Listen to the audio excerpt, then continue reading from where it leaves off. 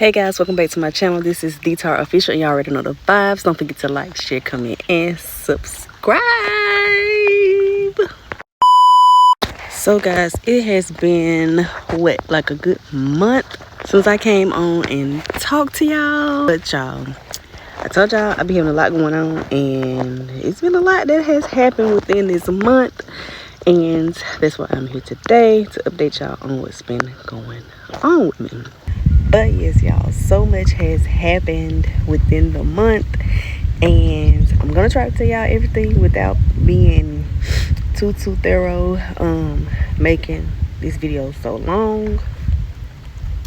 But I am back in Mississippi, so I am no longer in Arkansas. So as y'all know, I don't know if it was my last video or a couple videos back, I told y'all that I did finally land my dream job working at the crime lab, and I was enjoying it. Everything was going well. So I want to say make a long story short, but I still got to get into like details. So basically, my coworker was Caucasian, so you know, we got along really good when I first started. I started in May. We got along really good, and we talked a lot. Like, we talked a lot about a lot of stuff when I first started, and like I said, everything was good. And some days she would come in, and it's like she would have an attitude, or she wouldn't let me help her do anything. So most days, like, instead of me training, I was pretty much just sitting there not doing anything. So it got to the point, like a few weeks prior to me losing my job, I went to the supervisor because I was just telling him, like, you know, I wasn't learning a lot. I was coming in, you know, speaking and stuff per usual, and like she wasn't really acknowledging me some days, or she just like she didn't hear me talking to her. And then I basically wasn't doing it. Like, I only did a few things. I wasn't learning all the stuff that I was supposed to be learning. And so I was told that they was gonna get together and try to come up with me a training schedule, so I can have like a more structured training schedule. The week before I ended up losing my job, she all of a sudden she started back talking and stuff. So I'm like, okay, it's straight, you know, because I had got to the point where I had started going downstairs to the morgue. I was hanging out in the morgue, watching autopsies and stuff like that, just to try to keep myself busy during the day, because like I said, a lot of times I wasn't doing anything. So it's like, if I'm not doing nothing, then I'm not doing nothing. So I went into work that following Monday. Tuesday, it was October 14th, I went to work, y'all. Came in, I was ready to work. I had my stuff put down. I was doing, you know, my little rounds and getting the papers and stuff like that we needed for the day. Came in, sat down, y'all, good hour. My supervisor came, got me, and she was like, can you come down and talk to me and so-and-so? Like, okay. So in my mind, I'm like, I was thinking it was about the training, but then I was like, okay, did I do something? But I didn't ask. So got down there, they was talking to me, and basically he was like, just looking at your time, and you going into leave without pay. Mind you, y'all know I had surgery, and I had enough time up to cover all of my hours that I was out the 3 days, except for like 1 hour. So I did leave. I had to go leave without pay because I went off the payroll. 1 hour. So yes, I was still in my probationary period, because I think my position, the training was for a year. So I was like 5-6 months in. So, and mind y'all, I was told that I didn't need any doctor's excuses unless I was being out like a consecutive amount of days, which was only during the time of the surgery. So I did turn in that paperwork, because I was turning in like regular like doctor's excuses if I was leaving early for a couple hours to go to my appointments, or if I was coming in late. I was giving doctor's excuses until I was told that I didn't need them, unless I was just like, you know, a consecutive amount of days.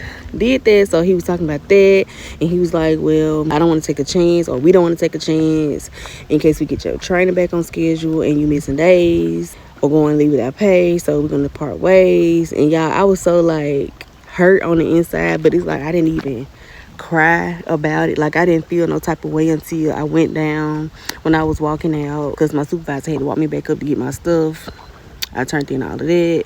So it's like it didn't hit me until like I got ready to leave out, and then the lady that I told y'all that I used to go down and see, one of the investigators down at autopsy receiving, I was like, well, they just let me go, y'all. And I was crying. That was like the only time I cried. Like I cried. I called my mama and I let her know what happened. And basically I got fired 2 weeks before my rent was due for November. So I had to make a decision. You know, I did do applications. My friend, I told y'all my neighbor, we became friends.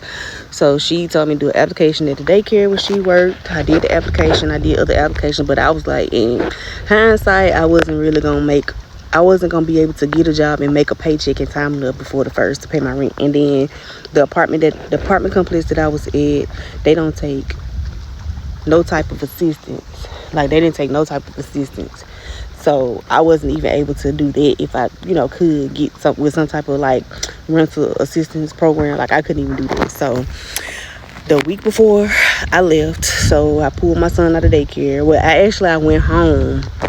I came home rather because I'm home. So I came home on the 22nd. Yeah. So my son's last day of daycare was like the 21st or the 22nd. So I kind of like took that time to go to my mom's.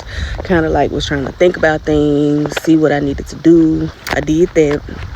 I left him with her. And that following week, I just, my stepdad gave me the money for a U-Haul. I packed up my U-Haul. I had help packing up and stuff. Like, it was just so much. It was so draining, so exhausting, so overwhelming to have to move a 2-bedroom, 2-bath apartment in such a small amount of time. And then I, emailed my leasing office, the manager, let her know what's going on. She was trying to tell me turning my keys on the 28th. I'm like, technically my lease is not up until December, so why do I need to turn in my keys on the 28th of October when I'm breaking my lease? Yeah, but I shouldn't have to turn them in that early. So I asked for the 31st, so she gave me to the 31st, so I was out by the 30th. So my son, I have to find him new therapist here in Mississippi. Well, I'm in Arkansas right now. We in another part of Arkansas where we come. Y'all watching my previous videos, y'all who have already been subscribed for a while, y'all know we come out to the cabins every year in Arkansas, and we make it a traditional thing. My grandmother's death date, which was November 3rd, 2007. So we kind of come out to the cabin every year. It's like a tradition thing. So that's where I am right now. But living wise, residential wise, I am back in Mississippi. So y'all, I'm back at square one. And this what's been going on, y'all. Like, it's been a lot. It's been draining. It's been an eye-opening experience. Y'all know my last video, I told y'all I ended a friendship. And I just feel like everything happens for a reason, and I feel like I wasn't even sad about the situation or nothing. Like, I didn't cry other than when I left work that day. I haven't cried about it. I just kind of been feeling a bit indifferent, and I don't know, like I just been feeling a bit indifferent. It's a big adjustment being back home in a smaller space, having to readjust in a smaller space. Now being, confined to one room versus I had a whole 2-bedroom, 2-bathroom apartment. So now I'm in 1 bedroom. I got stuff that's in storage that I'm gonna need that I can't, put in my room. Yeah, but my son's teacher that he had, she had a friend girl that worked from home, so they hooked me up. So I am back working from home.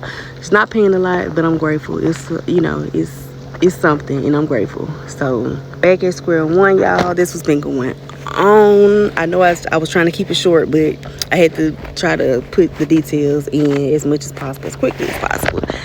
But yes, guys, so I'm back at square one again. And like I said, it's been an eye-opening experience. I just take it as everything happens for a reason, And I did kind of like my little time being at the lab, I did notice a lot of the racism. I'm gonna be honest.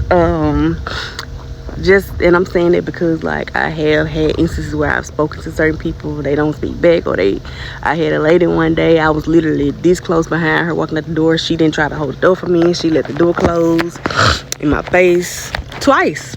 I was on the phone with my mom that actually did it twice. My coworker, like I said, she started out good and she seemed like she started acting a little funny, like she had, you know, she was a little racist. So I don't know, you know, maybe God was just removing me from that situation before it got to something. I'm sorry, y'all. Before it got to be something that I was gonna end up, you know, not enjoying. So, you know, I just took it as dead like a lesson. I don't feel like there was a room I was meant to be in. Maybe the career, yes, but maybe that particular room, that particular lab, I don't think I was meant to be in. Because mind y'all, I've been rejected from every position at that lab. Every position. I've interviewed for a lot of them and I've been rejected. And also the position that I had. I know I told y'all I didn't originally get that position. So yeah, I just take it as it was God's way of removing me from a situation that I wasn't meant to be in. He removed me from a room that I wasn't meant to be in. He removed me from an environment that I wasn't meant to be in. He removed me from around people that I wasn't meant to be around. You know, I did make some good connections while I was there my little bit of time. I did gain a friend. So she did call and check on me last week. And then I still try to keep in touch with other people, you know, just her and then one other person. Yeah, that's what happened to your girl. Your girl got let go. And then the paper that I had to sign, y'all, it was basically saying I was at will employee. So basically they could fire me at will at any time without reason. So they found a reason to fire me because I was going to appointments. I wasn't missing work. I wasn't missing a consecutive amount of days, other than when at one time I was going to my appointments. I was putting in the leave that I had was covering those hours. Like I wasn't just missing time. Like I always had myself covered whenever I was missing. I missed time to go to appointments and stuff. So I had just started going to chiropractic, y'all. I was going to a cardiologist. I didn't even go back to them to even see what my heart monitor even said. So I don't even know the results of that because I had to go in. So it was the chiropractor, the cardiologist. I had found me a good OB. I found me a good PCP. Like my son was in therapy, everything. Like I was looking at another apartment because I was planning on moving anyway in December, but God had other plans. So I am now back in Mississippi, as I told y'all, starting back off at square one. That's what's been going on, y'all. When you ask God to remove people and things from your life that are not meant for you, he will do just that. So I'm not sad about it, you know, I'm not sad about it. I'm okay. So that's what's been going on, y'all. I'm sorry, y'all. And I'm just out here at my favorite spots. As I told y'all before, y'all already know. But yeah, guys, that concludes this video. Don't forget to like, comment, share, and subscribe. And I'll see y'all in my next one. Bye.